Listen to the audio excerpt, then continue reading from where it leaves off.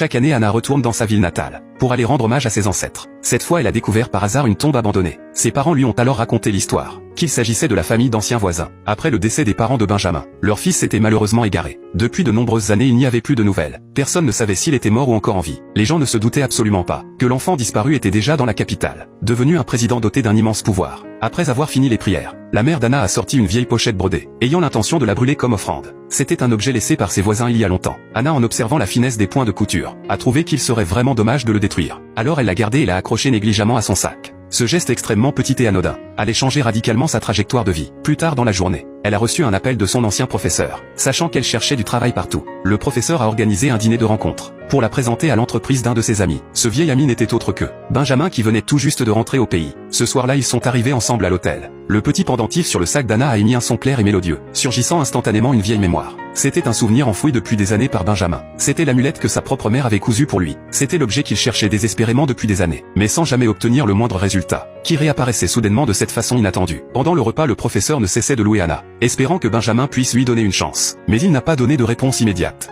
Il a préféré se renseigner sur sa ville natale. Quand il a entendu le nom de ce lieu familier, son expression est devenue soudainement très subtile. Ensuite il a aperçu la légère cicatrice au coin de son œil. Anna a expliqué qu'elle avait été mordue par un chien étant petite, et que c'était un grand frère du voisinage, qui l'avait portée tout au long du chemin jusqu'à l'hôpital, lui sauvant la vie alors qu'elle n'en savait rien. À cet instant l'homme assis juste en face d'elle était précisément ce garçon de l'époque. À ce moment Benjamin a enfin confirmé qu'elle était cette fille, la fille qu'il avait cherchée pendant tout ce temps. Après l'avoir cherchée durant tant d'années, son regard s'est tourné vers le pendentif sur son sac. Anna pensait qu'il trouvait cela trop enfantin, s'empressant d'expliquer la situation, que cela avait été fait par un voisin de son village, qu'elle le gardait avec elle, simplement parce qu'elle trouvait cela assez joli. Benjamin la fixait avec un regard rempli d'émotion. C'était un sentiment qu'il avait réprimé depuis des années. Il lui a donné un travail sur le champ, et en a profité pour échanger ses coordonnées. Peu de temps après, Anna a été convoquée pour participer à ce qu'elle croyait être un entretien formel. Le lieu était un restaurant haut de gamme, elle voulait faire bonne impression, prévoyant même de payer elle-même l'addition du repas. Mais quand elle a vu les prix sur le menu, elle est restée totalement bouche bée. Finalement elle n'a osé commander que le plat le moins cher. Au même moment, Benjamin a commandé une grande table de nourriture coûteuse, lui disant que c'était juste un repas ordinaire, lui demandant de ne pas se sentir intimidée. Face à une telle scène pour la première fois,